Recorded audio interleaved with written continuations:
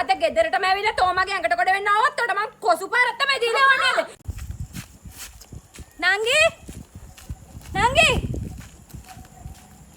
ඉන්නනේ බරංගි පොල් ටික කරන් වරේ. කාගේද?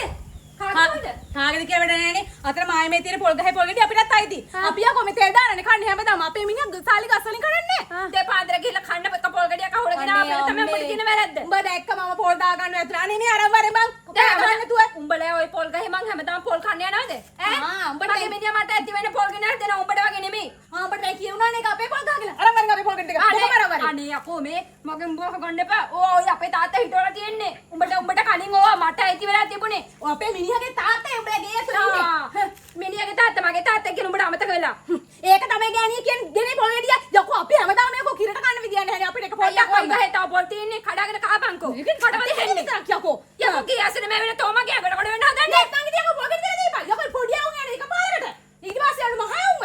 අර තාත්තත් එවල කෑ ගහගෙන ඉතින් මට. උඹ මගේ මරුන් කන නැතුව මෙතනින් ඵලයන් හොඳේ මාව කියන්නේ හසන්න එපා. අනේ මේ උඹට හැමදාම මං අවස්ථාව දුන්නා. අද ගෙදරටම ඇවිල්ලා තෝමගේ ඇඟට කොට වෙන්න ආවොත් උඩ මං කොසු පාරක් තමයි දීලා යවන්නේ. ඒක හොඳට මතක තියාගනින්. හරි හරි බා කියන්නේ ඒක ඔස්සේ මං බලාගෙන. ඇයි මොකද ඔබ කියන්නේ? මේ ගෑණියේ. ඕ අයියෝ. ඕ.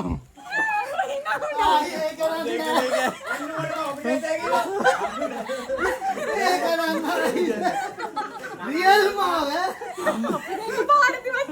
දෙපැත්ත ගත්තා ඒකේ. ඒ දිනු දෙකකින් ගත්තේ. ඔය ගත්තනේ. ගත්තා කියන්නේ බෑ මේ මට කනුව සෙට් දැන් පොඩ්ඩක් අවුලන්නේ නැහැ. පොඩ්ඩක් කියාට කමන්නේ.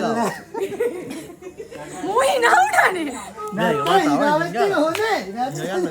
නැත්තම් ඒක නැත්තම් මරා